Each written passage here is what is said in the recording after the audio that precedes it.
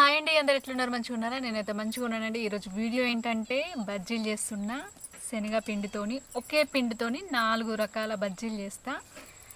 First అయితే ఇవి ఏమేమి చేస్తానో బజ్జీలు దేంతో చేస్తానో ఇప్పుడు మీకు చెప్తా. మిరపకాయ బజ్జీలు, ఆలుగడ్డ బజ్జీలు, ఇది బచ్చలాకుతోని బజ్జీలు, అట్లే కొత్తిమీరాకుతో కూడా నేను బజ్జీలు చేస్తా. కొత్తగా చూసేటివి అయితే ఇవి రెండు, ఇవైతే ఇప్పుడు చేసేటివి. దీంట్లోకి ఏమేమి అవసరమో ఇప్పుడు నేను మీకు చూపిస్తా. కారపొడి కొంచెం దీనిలో వేసేటప్పుడు నేను చెప్తా. ఉప్పు, ఓమ, వంట సోడా. ఇప్పుడు మనం ఇవన్నీ కట్ చేసి పిండి కలిపి బజ్జీలు చేసుకొని తిందాం. ముందైతే మనం మిరపకాయలు కట్ చేసుకొని దీంట్లో ఉన్న ఇత్తులన్నీ తీసేసుకుందాం. ఇట్లా ఇత్తులన్నీ తీసేసుకోవాలి, ఎందుకంటే పిల్లలు తినరు. ఇంకొకటి ఏంటంటే మనం తిన్నా కూడా తినేటప్పుడు తినబుద్ధి అవుతుంది, తిన్న తర్వాత ఏంటంటే కడుపులో మంట వండుతుంది ఫుల్లు.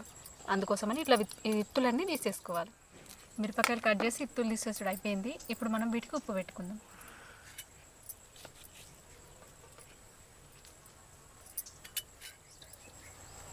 ఉప్పు కొంచెం కొంచెం పెట్టుకోవాలి, లేకపోతే ఇసం అయిపోతుంది. పిండిలో కూడా వేస్తాం కదా, ఇక తినం లేకపోతే ఉప్పు అయితే.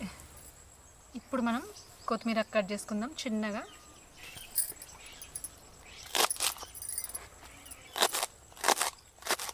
కొత్తిమీరకు మా బావ శనివారం నాడు అంగడి కదా ఎక్కువ తీసుకొస్తాడు.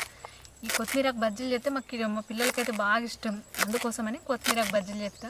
సూపర్ టేస్ట్ ఉంటుంది. మీరు కూడా ఇంట్లో ఒకసారి ట్రై చేయదు కొత్తిమీరకు బజ్జీలు.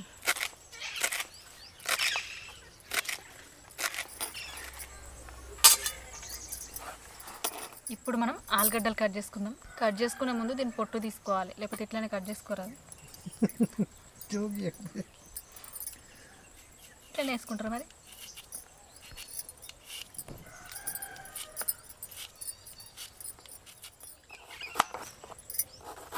ఈ ఆలుగడ్డలు ఇంత సైజులో కట్ చేసుకోవాలి. లోపల ఉడుకుతుంది, పిండి కూడా మంచిగా గోలుతుంది. అది ఇంకొంచెం దొడ్డుగా కట్ చేస్తామనుకోండి, ఇది పచ్చి పచ్చిగానే ఉంటుంది. ఇంత కట్ చేసుకోవాలి, సూపర్ టేస్ట్ ఉంటుంది.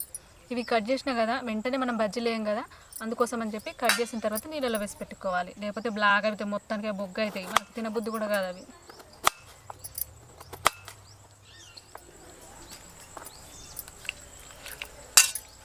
అన్నీ కట్ చేసుడు అయితే అయిపోయింది. ఇప్పుడు మనం పిండి కలుపుకుందాం. ఈ పిండి అయితే నేను ½ కిలో తీసుకున్నా. దీంట్లో ఇప్పుడు ఏమేమి వేస్తారో చూపిస్తా. ఉప్పు ఒక చెంచాడు, ఓమ సగం చెంచాడు, ఓమ కూడా అనస్తలేదు, సోడా కొంచెం, వంట సోడా అంటే వంట చేసేటోళ్ళకి తెలుస్తుంది కదా, కారపొడి ఒక చెంచాడు. ఇవి 3 మంచిగా కలుపుకుందాం పిండిలో కలిసేటట్టు.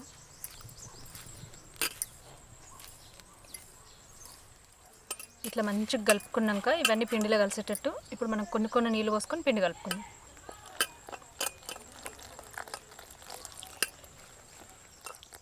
ఎక్కువ నీళ్ళు పోసుకోవద్దు, కొన్ని పోసుకుంటూ కలుపుకోవాలి. ఎందుకంటే బాగా నీళ్ళు అయిందనుకోండి పిండి, ఈ మిరపకాయకు పిండి పట్టుకోదు.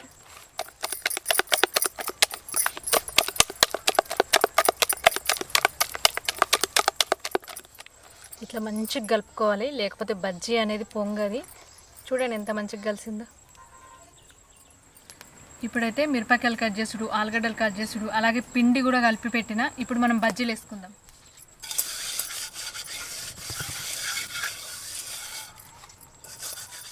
గిన్నె అయితే వేడైంది. ఇప్పుడు మనం బజ్జీ మునిగేంత వరకు నూనె పోసుకుందాం.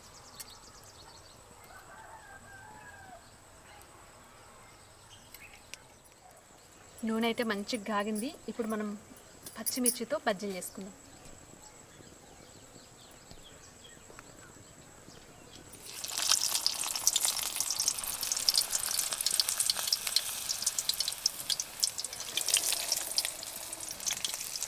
చూసారు కదా, బజ్జీలు అయితే మంచి గోల్నాయి. ఇక తీసేస్తాం.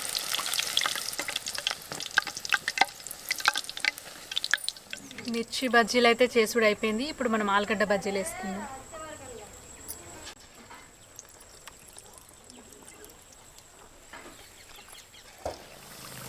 ఆలుగడ్డ బజ్జీలు అయితే మంచిగా పొంగినాయి కదా, సూపర్ టేస్ట్ ఉంటుంది. లోపల ఆలుగడ్డ కూడా మంచిగా ఉడుకుతుంది, పొంగినాయి మంచిగా.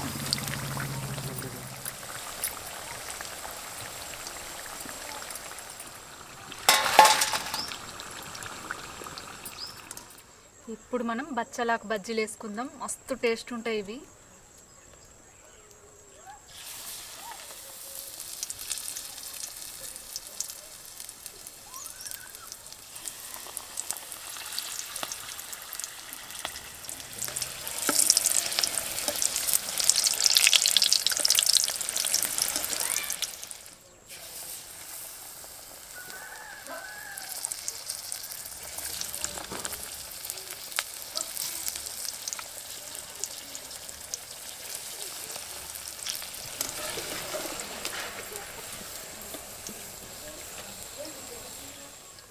కొత్తిమీర బజ్జీలకు ఇలా లైట్గా కలుపుకోవాలి, నీళ్ళు ఎక్కువ పోసుకోవద్దు. చూడండి కొత్తిమీర మొత్తం ఏర్పడుతుంది. ఇప్పుడు మనం కొత్తిమీర బజ్జీలు వేసుకుందాం.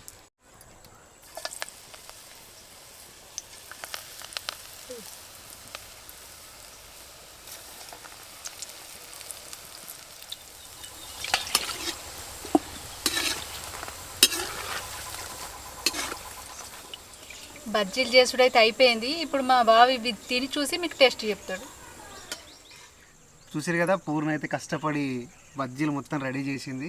సో ఇవైతే ఆలు బజ్జీలు, ఇదేమో మిర్చి, ఇదేమో కొత్తిమీర ఆకు బజ్జీ, ఇదేమో బచ్చలాకు బజ్జీ. ఇదైతే నా ఫేవరెట్ బజ్జీ, మస్తు టేస్ట్ ఉంటుంది. సో ఇప్పుడైతే ఇవి తిని చూద్దాం ఎట్లున్నాయో. తిను పూర్ణ, నువ్వే తిని. ఆల్రెడీ ఒకటి తిన్నా, నువ్వు తినేసి చెప్పు. ఇదేమో ఆలు బజ్జీ. పొంగలేదా? అయ్యో పొంగింది, ఇదే నడుమల మంచిగా పొంగింది. ఇలా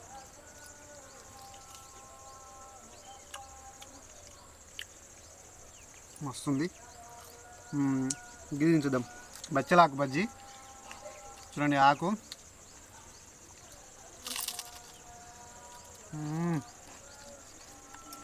మస్తు కరకరలాడుతుంది.